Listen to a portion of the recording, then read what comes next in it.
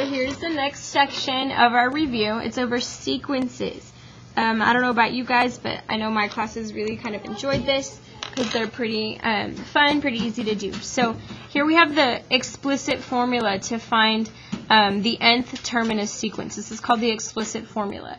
So the first couple of questions are just asking, what do these numbers, what do these letters stand for? So here it says, what does D stand for? The D right here, what does that stand for? And the D stands for difference. Remember, it's the difference between your terms in a sequence. Here, what does T1 stand for? So T1 is the first term, it's term 1, the first term in the sequence.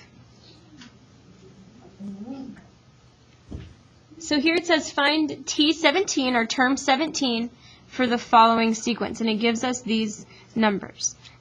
This one right here is supposed to be a -4. So go ahead and change that on your copy of this test review. Change this value to -4 on your test review. Okay.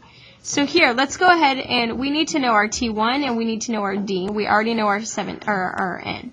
So our T1 we know is going to be 12, -12. That's T1.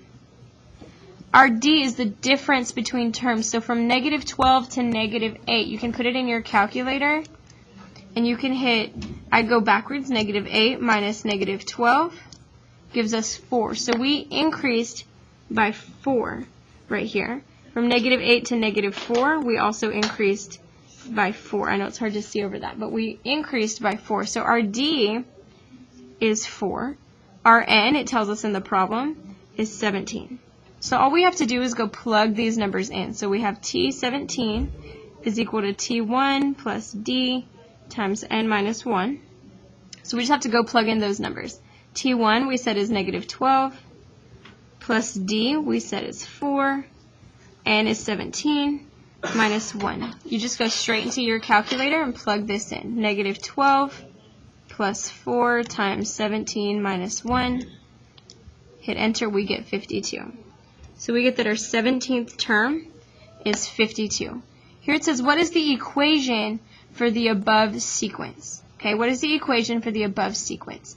So we know that the number that we're looking for, y, is equal to our first number, which in this case is -12, plus our difference times our n minus 1, which could be an x minus 1 as well. So our difference in this case is 4, and then x minus 1. So you can simplify this if you wanted to and get this in a different form, but this form is acceptable. We can go ahead and simplify if we want. We distribute that 4. So I'm going to write over here, sorry I'm out of space, y equals -12 plus 4 times x is 4x. 4 times -1 is -4. We combine our like terms, -12 and -4. We get y equals -16 plus 4x. And we have an equation.